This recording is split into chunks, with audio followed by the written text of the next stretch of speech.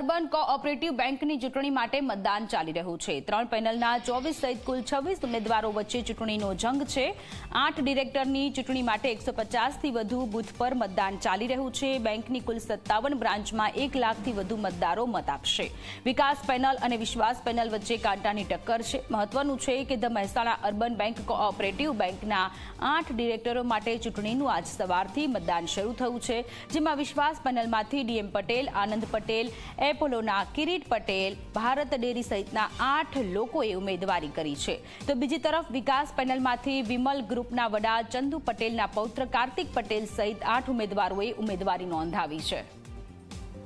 Mehsana urban બેંકની 8 જે છે તે બેઠકો ખાલી હતી, તેના માટે હાલમાં પેટા ચૂંટણી યોજાઈ રહી છે। આજે જે છે વહેલી સવારથી 8 વાગ્યાથી મતદાન શરૂ થઈ ગયું છે। આપ જોઈ શકો છો વહેલી સવારથી જ જે બેંકના જે સભાસદો છે તેમાં એક ઉત્સાહ જોવા મળ્યો છે। વહેલી સવારથી લાંબી કતારો લગાવીને જે છે તે મતદારો અહીંયા જે સભાસદો છે મતદાન કરવા આવ્યા છે।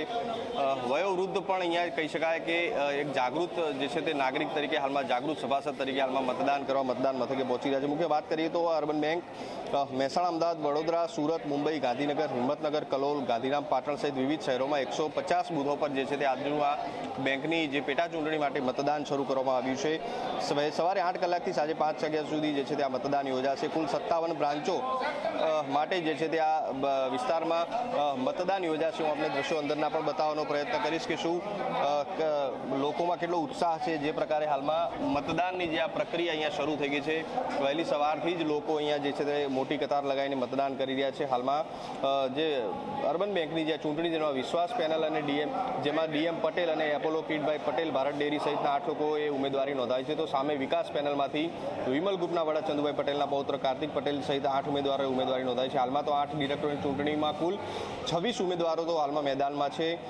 અગાઉ જો વાત કરીએ તો 1 વર્ષ પહેલાં જ જે છે આ બેંકની ચૂંટણી યોજાવાની હતી, પરંતુ સમરસ થવાના કારણે આ બેંકની ચૂંટણી યોજાઈ હતી। ત્યારબાદ આરબીઆઈના જે છે તે નિયમ પ્રમાણે કહી શકાય કે જેના કારણે 8 ડિરેક્ટરોને રાજીનામા આપવા પડ્યા હતા। ત્યારબાદ આ પેટા ચૂંટણી હાલમાં તો યોજાઈ રહી છે, જેમાં 57 મતદાન મથકો પર હાલમાં જે છે તે આ મતદાન પ્રક્રિયા શરૂ થઈ ગઈ છે અને આવતીકાલે જે છે તે આ મતદાન આજે 5 વાગ્યા બાદ પૂર્ણ થયા બાદ આવતીકાલે આની મતગણતરી યોજાશે। ત્યારે જોવાનું રહેશે કે સત્તાનો જે સરતાજ જે છે તે કોના સિરે જાય છે, કોણ જે છે તે આ બેંકની સત્તાનું સુકાન સંભાળે છે, વિશ્વાસ પેનલ આવે છે કે વિકાસ પેનલ આવે છે, તે આવતીકાલે જે છે તે મતગણતરી બાદ ચિત્ર સ્પષ્ટ થશે। તેજસ દવે, ઝી મીડિયા, મહેસાણા।